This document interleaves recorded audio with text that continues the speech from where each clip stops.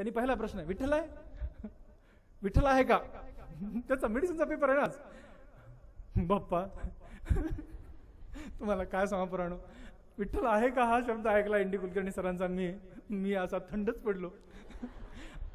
मेडिसिनचा paper, तो माझा boss आणि माझा धिंगाणा सुरू आहे.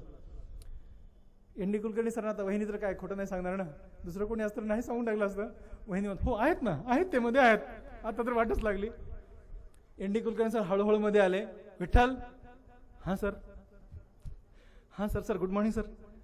काय चाललंय? काही नाही सर. धिंगाणा कोण करतोय?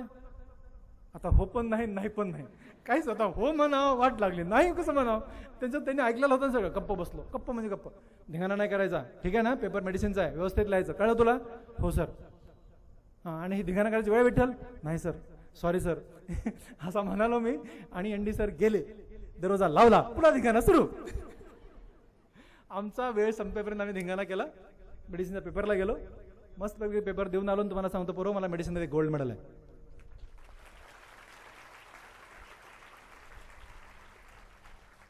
दिस is called as a preparation, this called as a planning. ही प्लॅनिंग तुम्हाला अशी करता आली पाहिजे, माहिती तुम्हाला. प्लॅनिंग ही डे 1 असली पाहिजे, डे 1ला प्लॅनिंग असली पाहिजे. आपण काय करतो, प्लॅनिंग हा शब्द आपल्याकडे फार चुकीचा आहे. प्लॅनिंग आपण तेव्हा करतो जेव्हा आपले डोळे उघडतात की बाप रे. नो, तुम्ही आज मला ऐकताय, योग खूप चांगला आहे, वर्षाची ही सुरुवात आहे. आजच तुम्ही ठरवायचं आहे की आत्ताच प्लॅनिंग करायची, आजच प्लॅनिंग करायची. आणि ही प्लॅनिंग त्या ध्येयाला गाठेपर्यंत, ज्या ध्येयाने आपण मोटिवेट झालोय त्या ध्येयाला गाठेपर्यंत ही प्लॅनिंग बंद करायची नाही. प्रत्येकाने एक ध्येय ठरवायचं, ते ध्येय लिहून काढायचं. ते बी प्लॅन बंद मी तुम्हाला सांगणार आहे. आणि त्या ध्येयासाठी तुम्हाला वाटचाल करायची आहे, आणि तो प्लॅन बंदच नाही करायचा. बघा यश कसं मिळत नाही. आणि कोणी आजारी पडलं मला लिहून देतो, कोणीच आजारी पडणार नाही. पुन्हा सांगतो, जे 10वी-12वीची मुलं आहेत त्यांना जरा व्यायाम करणं शक्य नाही, पण जी मुलं MPSC UPSC करतात त्यांनी दररोज 40 मिनिटं तरी व्यायाम करत जा. रनिंग करा, वॉकिंग करा, पण व्यायाम करा. त्यानं शरीर खूप प्रफुल्ल होतं, प्रसन्न होतं, तुम्ही आजारी पडत नाहीत, आणि अभ्यास चांगला होतो. पुढचा पॉईंट, परीक्षेला जाताना कधी कधी कसं असतं की ह्या प्लॅनिंगमध्ये सिन्सिअरिटी खूप महत्वाची आहे.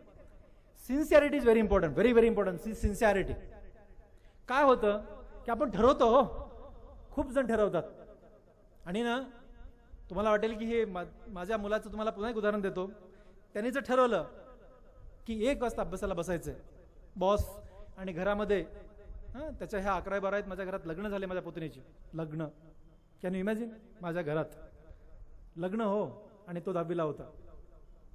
पण त्याने ठरवलं ना की 1 वाजता मला बसायला बसायचंय, तर त्यानं त्याच्या संपूर्ण आयुष्यात 1 वाजून 1 मिनिट कधीच नाही केला. कधीच म्हणजे कधीच नाही केला. 1 इज 1.